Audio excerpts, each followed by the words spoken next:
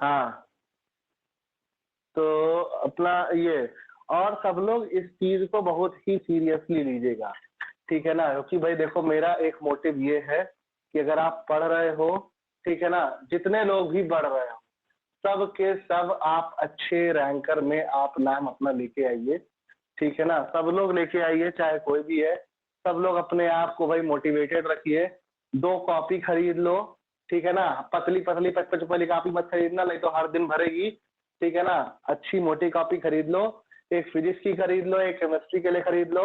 दोनों कॉपी जो है आपको उसमें डेली जो काम कराया जाएगा, हम प्रॉपर नोट्स बनवाएँगे, क्वेश्चन सॉल्व करवाएँगे, तो जो भी काम आपको डेली का डेली कराया जाएगा, उसको आप अपनी कॉपी में नोट डाउन करेंगे और वही एज़ अ नोट आप मुझे संडे को अपलोड करके देंगे।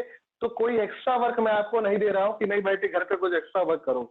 हाँ, एक्स्ट्रा वर्क में ये है कि अगर मैंने आपको क्वेश्चन्स कराए हैं, मान लो आपको मैंने 10 क्वेश्चन कराए हैं, 5 क्वेश्चन होमवर्क दिए हैं, तो वो डेली का डेली आप करते हुए चलोगे, तो वो ऑलरेडी आपकी कॉपी में रहेगा, तो उसकी भी आपको टेंशन नहीं होगी। ठीक है ना? इवनिंग में शाम के समय क्लास है, इसलिए जो है मैं संडे को 12 बजे तक का टाइम दे रहा हूँ कि 12 बजे तक आप लोग अपना-अपना होमवर्क सबमिट कर दीजिएगा। हर वीक आपको सबमिट करना ही करना है। ये एक थोड़ी-सी बाउंडेशन आप पर है। कि हाँ, न्यूमेरिकल देंगे, तुम्हें इतना है, एक गारंटी इतनी है, अगर तुम पढ़ रहे हो तो तुम्हें ना कोई बुक खरीदने की ज़रूरत पड़ेगी, ठीक है ना? पहले हम क्लास 11 में न्यूमेरिकल कराते ही नहीं थे, बहुत रेयर कराते थे। टॉपिक्स भी हम थोड़े से डेरिवेशनल के अप्रोच करते थे, बट अब से जो है, जो मैंने इस साल से जो अप्रोचिंग शुरू की है, क्योंकि तुम लोग जानते ही हो, नया सिलेबस ये आया है कि आपको वैल्यू बेस्ड क्वेश्चन के थ्रू पढ़ना मतलब क्या?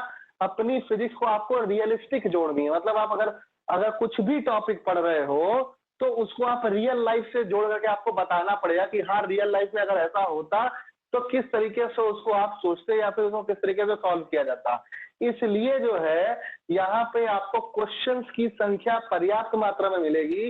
भाई आप लोग हर चैप्टर से मान लो जब जैसे एक चैप्टर कंप्लीट होगा, आपको कम से कम 20-30 क्वेश्चंस या 15 क्वेश्चंस, 20 क्वेश्चंस का एक असाइनमेंट आपको मिल जाएगा, जो आपको खुद से सॉल्व करना होगा। जो अगर सॉल्विंग करने में किसी को दिक्कत होती है, वो हम आपको क्या कहते हैं भाई बता देंगे कि हाँ भाई ये इसका आंसर ये है, इसको इस तरह से सॉल्व करना है। तो उसकी टेंशन भी मत लेना कि नहीं मैं असाइनमेंट करूँ कैसे, मान लो मेरा क्वेश्चन नहीं लग रहा है, तो उसके लिए कोई दिक्कत नहीं है। वीक में 1 दिन आपकी हम सैटरडे को, इस वीक से तो नहीं, अगले वीक से सैटरडे को आपकी डाउट क्लास रखेंगे।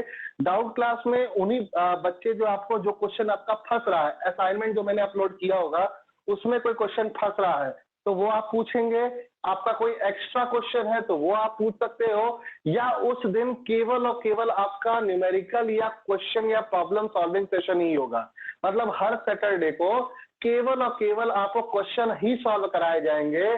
जितने भी टॉपिक आपने पढ़े होंगे, उन टॉपिक से रिलेटेड जितने भी क्वेश्चंस बन रहे होंगे, उन टॉपिक्स के रिलेटेड आपको उतने क्वेश्चन सॉल्व करवाए जाएंगे। क्लियर हो रही है ना बात मेरी? किसी को कुछ बोलना हो या डाउट हो या कोई बात हो तो अपने मन में बोल सकता है, मतलब मन में नहीं, मतलब अब और मतलब माइक ऑन करके बोल सकता है। नो सर, कोई डाउट हेलो, नहीं है।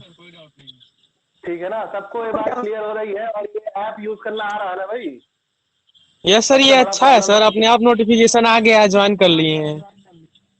हाँ, तो इसमें टाइमिंग के अनुसार जैसे ये अभी हम क्लास की शेड्यूलिंग करेंगे कि मान लो मैंने कल क्लास 12:30 से 1:30 बजे तक की एक क्लास रखी है और 5:30 से 7:30 की एक क्लास रखी है, तो 12:30 अभी तुम लोग के पास जैसे ही मैं उसको मतलब यहाँ पे अपडेट करूंगा, तो तुम लोग के पास 12:30 बजे अपने मतलब अभी अपने आप ही एक नोटिफिकेशन आ जाएगा कि कल से आपकी 12:30 बजे क्लास है। ठीक है? दोपहर में। हाँ, पूरा पूरा ए टू जेड पढ़ाएंगे। अगर कोई थोड़ा एक्स्ट्रा ओवर स्मार्ट टाइप का बच्चा है, जिसे थोड़ा अपने आप से मेहनत करना अच्छा लगता है, तो वो एक काम ये करे कि अपनी 9th की गणेश। किताब निकाले, थोड़ा सा रिवाइज कर ले, क्योंकि एक बार बता दे रहे 9th का सिलेबस 11th में बहुत इंपॉर्टेंट हो जाता है और 10th का सिलेबस 12th के लिए बहुत इंपॉर्टेंट हो जाता है। तो अगर आप 9th को थोड़ा अपना पढ़ना शुरू कर दीजिए, तो आपके लिए थोड़ा अच्छा होगा। ऐसा नहीं कि तुमने 9th में पढ़ा है और यहाँ पे आएगा तो हम उसे बताएंगे नहीं, ठीक है ना? हम हर चीज तुम्हें बताने वाले हैं, तो तुम ये टेंशन मत लो कि अरे मैंने 9th में ये चीज नहीं पढ़ी थी या इस तरीके से नहीं पढ़ी थी, तो उसकी टेंशन भी नहीं है। जो भी चीजें रहेंगी आपको प्रॉपर वो सब की सब बताई जाएंगी, ठीक है ना, तो उसकी टेंशन मत लेना। क्लियर है? किसी के मन में कोई डाउट है तो भाई बोल दो। No sir. राज, गणेश, गगन, तुमको? हेलो, हाँ, जैसे एक बार और बताइए शेड्यूल कब कब लेंगे, टाइमिंग मतलब क्लास। दिन में कल की टाइमिंग आपकी 12:30 से 1:30 की है और 5:30 या 6 बजे से 8 बजे की है, ठीक है ना।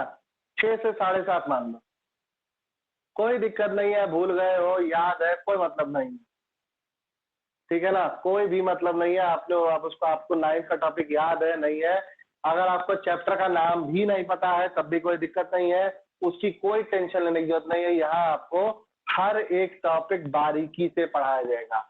और मैं एक बार फिर से थोड़ा सा आपको ब्रीफ कर दे रहा हूँ, ठीक है ना, चैप्टर थोड़ा सा मैं ब्रीफ कर दे रहा हूँ कि आपका इंडेक्स क्या क्या था। रीजन क्या है ना, इंडेक्स अगर पहले समझ जाओ तो कल से हम तुम्हारा चैप्टर ही स्टार्ट करेंगे, ठीक है ना। तो मैंने तुम्हें अभी पहले ही बता दिया कि जब अभी तुम लोग अगर शुरू वाली क्लास में तो ठीक है, नहीं थे तो कोई बात नहीं। ये जान जाओ हम स्टार्टिंग करेंगे सबसे पहला अपना प्रीलिमिस से, ठीक है ना। ये मेरे अकॉर्डिंग एक चैप्टर है जो तुम्हारा एनसीईआरटी के अकॉर्डिंग नहीं है। इसमें हम क्या करते हैं, बेसिक डिफरेंशिएशन और इंटीग्रेशन के बारे में पढ़ते हैं, जो बेसिकली जो है तुम्हारे पूरे चैप्टर में, जो पूरी बुक में तुम्हें काम करना है उन पर बताएगा। दूसरा मेरा पहला चैप्टर है that is of about vectors, कि वेक्टर आखिर क्या होते हैं, वेक्टर पे काम कैसे किया जाता है, उनको जोड़ा कैसे जाता है, घटाया कैसे जाता है और उनमें मल्टीप्लिकेशन कैसे किया जाता है। और उनके दोनों तरह के, जैसे उसमें दो तरह के मल्टीप्लिकेशन होता है, एक डॉट प्रोडक्ट एक क्रॉस प्रोडक्ट, उन दोनों के वेक्टर हम सीखेंगे।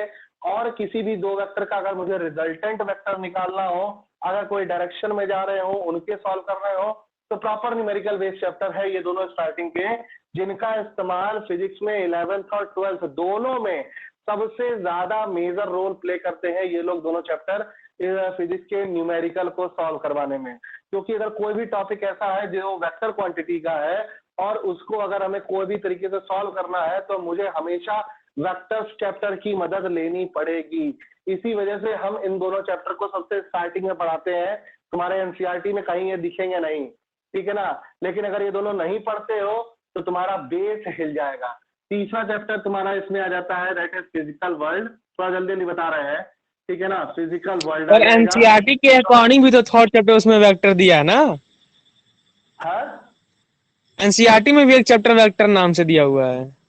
वेक्टर नाम से कोई चैप्टर नहीं है, जा खोल के देख लो, ठीक है। इनमें टॉपिक दिया हुआ है। साइड साइड बुक में दे दिया होगा लेकिन एनसीईआरटी में नहीं दिया होगा, ठीक है। इसके बाद आता है यूनिट एंड डायमेंशन। फिफ्थ में आता है motion in a straight line. Straight line का मतलब होता है वन डायमेंशनल मोशन। तो कहीं अगर साइड बुक में तुम्हें वन डायमेंशनल मोशन की बात करें तो समझ जाना कि वो स्ट्रेट लाइन में ही मूव करा रहा है। वन डायमेंशन का मतलब होता है कि जैसे मान लो या तो केवल बॉडी एक्स एक्सिस में मूव कर रही होगी, या केवल वाई एक्सिस में होगी, या केवल जेड एक्सिस में होगी। मतलब बाकी दो जो क्या कहते हैं कोऑर्डिनेट होंगे वो 0 0 होंगे, केवल और केवल एक एक्सिस पे वैल्यू मिल रही होगी, ठीक है ना। इसके बाद आता है motion in plane. Motion in plane में हम लोग बेसिकली क्या पढ़ते हैं कि जब हम किसी टू बॉडी डायरेक्शनल को मोशन। टू डायमेंशनल मोशन कराते हैं, ठीक है। टू डायमेंशनल मोशन में वेक्टर टॉपिक है, वेक्टर इन एनसीईआरटी मुझे मालूम है टॉपिक है।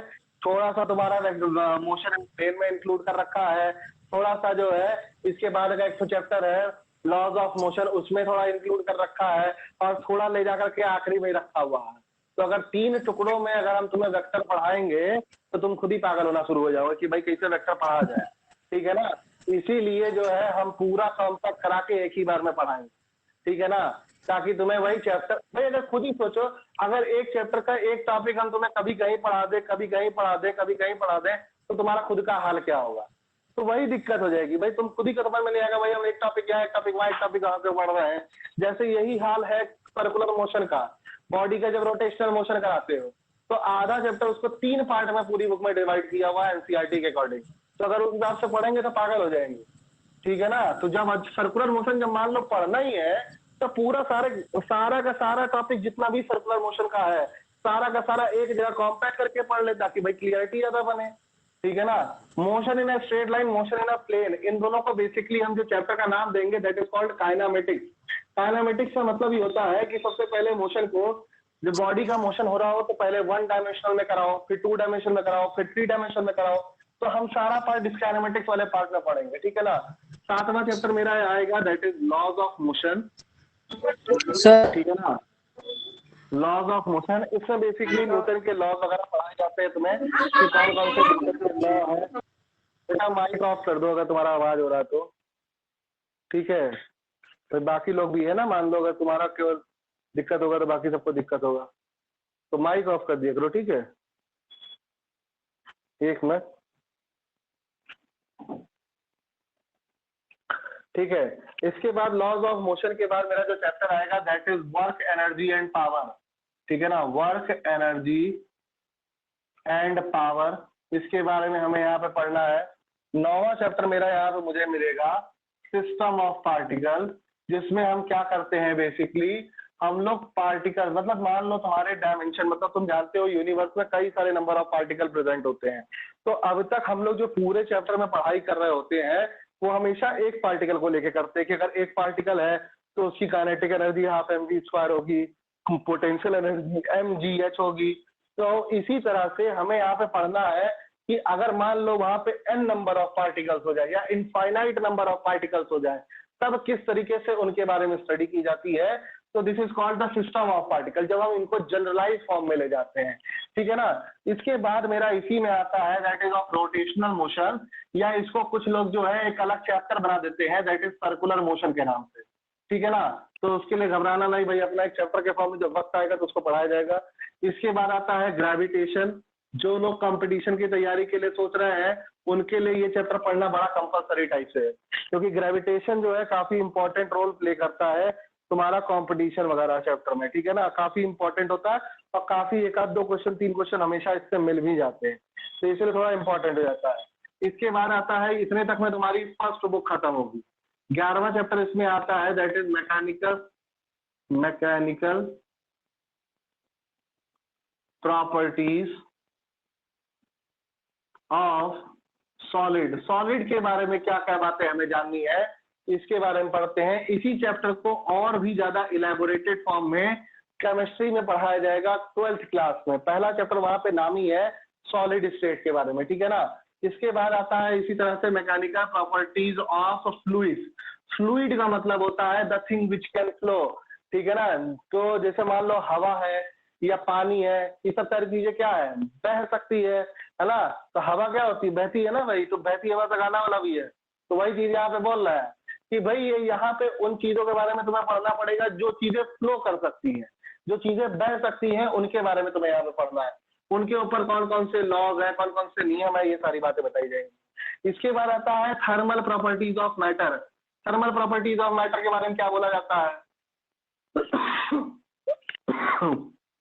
थर्मल प्रॉपर्टीज ऑफ मैटर का मतलब होता है कि जब हम किसी चीज को हीट अप कर दे, मान लो तुम जहां बैठे हो, अगर उसी चेयर के नीचे जो है किसी तरह से मैंने क्या किया, उसका टेम्परेचर बढ़ाना शुरू कर दिया, तो तुम्हें गर्माहट फील होगी।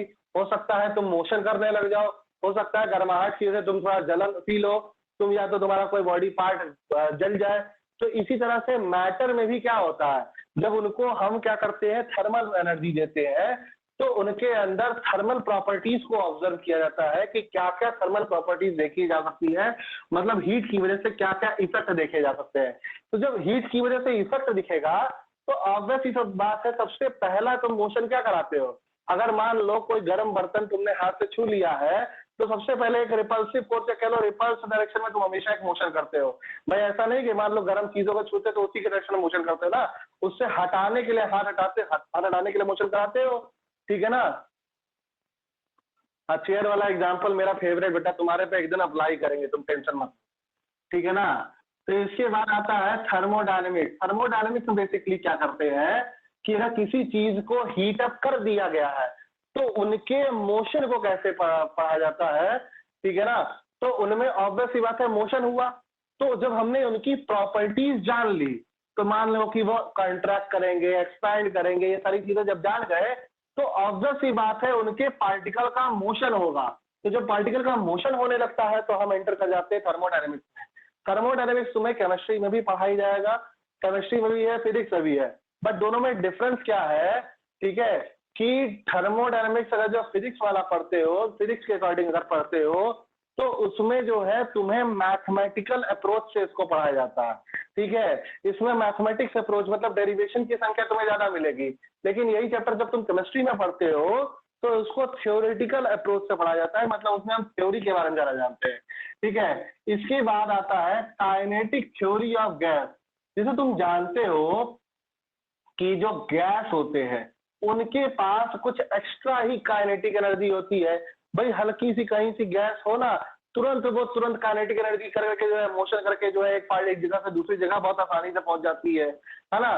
तो उनके अकॉर्डिंग जो है उनके ऊपर एक थ्योरी दी गई है जिसमें गैस के बारे में साथ साथ जो है थर्मोडायनेमिक्स भी होता है, थर्मोस्टैटिक्स भी होता है, ठीक है ना। भाई जो चीज हिल नहीं सकती वो अपने आप को जला करके जो है या तो फैल जाती है या तो सिकुड़ जाती है या फिर जो है जल जाती है, तो वो थर्मोस्टैटिक्स में आता है। जब पार्टिकल का मोशन नहीं करा सकते तो वो यहाँ पे नहीं है, ठीक है ना। तो यहाँ थर्मोडायनामिक्स ही है केवल। तो आप 15वां चैप्टर क्या बता रहे थे कि काइनेटिक थ्योरी के बारे में पढ़ना है, कि मतलब गैस के अंदर इतनी सारी कैसे काइनेटिक एनर्जी आ जाती है और अगर आती है तो उससे क्या क्या थ्योरी निकाली गई है या क्या क्या उसके फायदे हैं, ठीक है ना, या फिर क्या क्या चीजें उसमें हो सकती है। क्योंकि तुम जानते हो अगर हम भाई एक गिलास पानी ले लें तो अगर हम उसको गिरा भी दे तो वो कितनी दूर फैल जाएगा, लेकिन भाई एक तो अगरबत्ती जला दो, ठीक है, बिना फोर्स लगाए देखो वो कितनी दूर तक फैल सकता है उसकी सुगंध। तो ऑब्वियस सी बात है गैसेस के अंदर या जो पार्टिकल्स गैसेस पार्टिकल होते हैं उनके अंदर टेंडेंसी टू फ्लो की प्रोबेबिलिटी बहुत ही ज्यादा होती है, इसीलिए इनको एक अलग चैप्टर में भी इंक्लूड किया गया है। इसके बाद हमें इसमें पढ़ना है बेसिकली इसमें ऑक्सीलेशन को, कि बॉडी को जब हम किसी तरह से ऑक्सीलेट कराते हैं, ठीक है ना, तब क्या होता है, that is to and fro motion जब कराते हैं, ठीक है ना, पेंडुलम देखे ना इस तरह से मूव करता है, तो जब मोशन वैसा कराते हैं तब क्या होता है। मेरा लास्ट चैप्टर है वेव्स के बारे में पढ़ना, दैट इज जब लहरें उठती हैं, समुद्र में देखे होगे लहरें उठती है, और भी कई जगह है जहाँ पे लहरें उठती हैं, ठीक है। स्प्रिंग का मोशन होता है जिसको हम वाइब्रेट करा दें तो इस तरह से जो है सीसॉ ऐसा मतलब जो है मोशन करना शुरू कर देता है, इस तरह से मोशन होता है ना। तो वो किस तरह से होता है, वो उसमें वेव किस तरह से आती है, तो उनके बारे में पढ़ना है। तो बेसिकली ये 17 चैप्टर जो है एनसीईआरटी के अकॉर्डिंग 15, क्योंकि भाई पहला दूसरा नहीं है, तो एनसीईआरटी के अकॉर्डिंग 15 और मेरे हिसाब से टोटल 17 चैप्टर को तुम्हें यहाँ पे स्टडी करना है। प्रीलिमीज वाले पार्ट से ही हम कल से स्टार्टिंग करेंगे, जिसमें हम सबसे पहले तुम्हें ये बताएंगे कि आखिर किसी चीज को डिफरेंशिएट कैसे किया जाता है। डिफरेंशिएट सीख जाओगे तो इंटीग्रेशन सिखाया जाएगा। एक बात हम बता दे रहे हैं, जिन्होंने भी ऑप्शन में मैथ ले रखा है, मैथ और बायो में चूज किए होगे ना, तो जो भी मैथ लिए हुए हैं वो एक्स्ट्रा ओवर स्मार्ट वाला काम ना करिएगा। रीजन क्या है, आपको 11th में भी जो है डिफरेंशिएशन पढ़ाया जाएगा, 12th में डिफरेंशिएशन इंटीग्रेशन दोनों पढ़ाया जाएगा। 80 नंबर के पेपर में 44 नंबर का केवल और केवल जो है तुम्हारा ये कैलकुलस का ही पार्ट है मैथमेटिक्स में, ठीक है ना।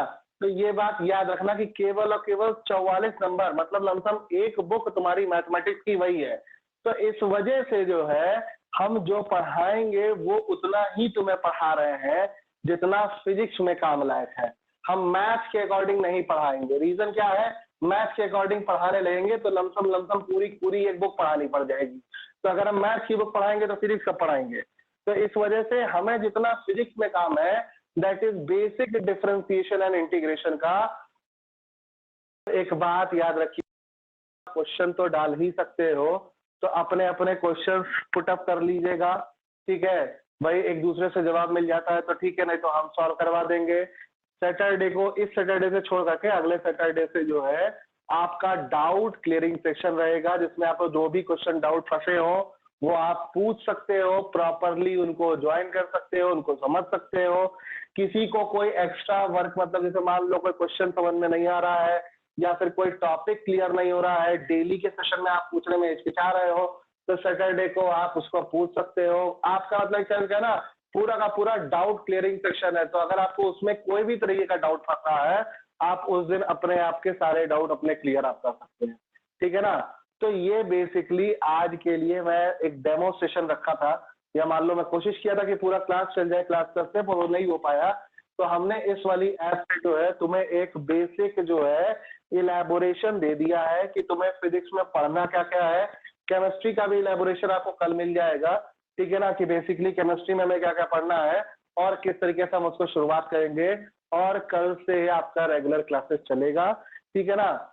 ट्यूसडे, वेडनेसडे, थर्सडे 3 दिन आपको हम फ्री क्लास दे रहे हैं कि आप उसमें कोई दिक्कत नहीं है, आप अपना डेमो रख लीजिए, अपना चॉइस कर लीजिए कि आपको समझ में आ रहा है नहीं आ रहा है, कोई दिक्कत हो रही है, कुछ भी जो हो रहा है। अगर आपको थर्सडे के बाद से फ्राइडे से अगर क्लास करनी होगी, तो जब आपकी क्लास की फीस यहाँ पे हो चुकी होगी तभी आप क्लास में ज्वाइन हो पाएंगे, ठीक है ना। अदरवाइज हम कर भी नहीं पाएंगे क्योंकि भाई ऐप में ही वो सेटिंग है, ठीक है, कि मैं एक डेट लिमिट लगा दिया हूँ कि भाई 3 दिन के बाद, अगर 3 दिन के क्लास के बाद अगर आप जो है अगर क्लास को ज्वाइन करना चाहते हैं तो आपकी एडवांस फीस पे होनी चाहिए, तभी आप उसको कंटिन्यू कर पाएंगे।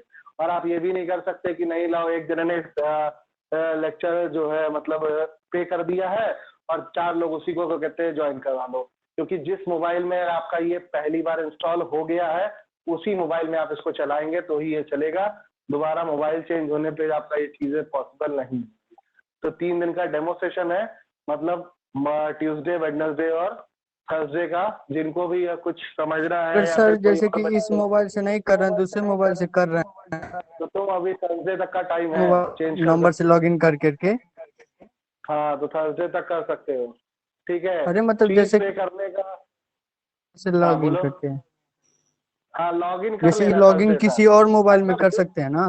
जैसे जिस नंबर से तुमने मोबाइल ये पेमेंट की होगी ना, वही नंबर से लॉगिन होगा, ठीक है ना। मान लो तुम गूगल पे, फोन पे कुछ भी करते हो, या मान लो आप मेरे को डायरेक्टली अकाउंट में भेजते हो, कुछ भी करते हो, तो वो एक प्रॉपर एक नंबर ले लेना भाई। ये नहीं कि हम 10 बार नंबर ही चेंज कर रहे हैं, हम एक बार अलाउ करेंगे, 10 बार नंबर चेंज नहीं होगा, ठीक है ना।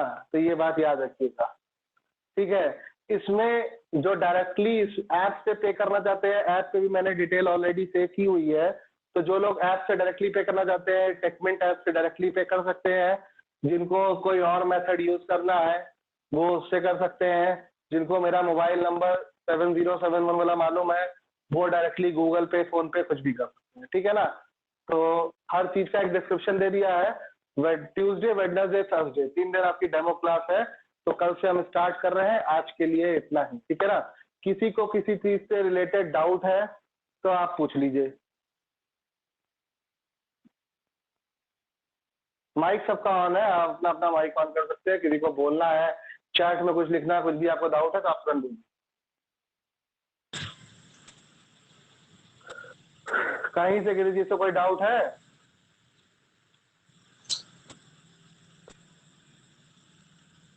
नहीं है? रिप्लाई करोगे नहीं, ये बड़ा दिक्कत है तुम लोग साथ। सर हम कोई ऑनलाइन पेमेंट नहीं यूज करते हैं तो कैसे पे करेंगे? बलवी से पे करा दें? और बलवीर को पे करा दो, बलवीर है ना, बलवीर जिंदाबाद। हाँ, तो हम 10 रुपये एक्स्ट्रा लेंगे। तो वो ये चीज, वो दुष्ट। चैटिंग आप अपने आप में करिएगा, यहाँ पे नहीं, ठीक है। चलो, मैं आज के लिए एंड कर रहा हूँ। कल की नोटिफिकेशन आपके पास पहुंच जाएगी सुबह 12:30 से। बता दे रहा हूँ फिर से, सर 12:30 से 1:30 का एक क्लास है, ठीक है। और दूसरी क्लास 6 बजे से 7:30 या 8 बजे तक, ठीक है। सर हाँ बोलो। अजय बोर्डवा मतलब उतना क्लियर नहीं लग रहा था, थोड़ा सा और बड़ा लिखा करिएगा, चलो एकदम ठीक है, साफ बड़ा होना लिख नहीं दे। चाहिए। अरे अभी तो मैंने हाँ। छोटा छोटा लिखा है। इतना चीज मैंने अभी 2 बार में लिखी थी, वो तो मुझे जल्दी खत्म करना था क्योंकि थोड़ा टाइम की कमी हो गई, ऑब्वियसली देख रहे हो टाइम ज्यादा चला गया था। तो हम इतना चीज अभी 2 बार में लिखे थे। अभी अगर पिछले वाले में होते तुम लोग के, बट वो मुझे मालूम है कि बड़ा लिख दे। और बोलो, और और कुछ बस। किसी को? ठीक है ना, तो आज के लिए एंड कर रहे हैं मीटिंग को। कल से रेगुलरली आप लोग प्रेजेंट रहिएगा।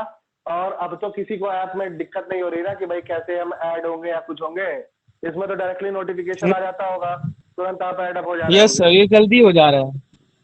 हाँ ठीक है, तो इसमें आपको ये सब दिक्कत नहीं आएगी। चलो अच्छी बात है, इतने पे ही फिर आ जाए। Bye bye.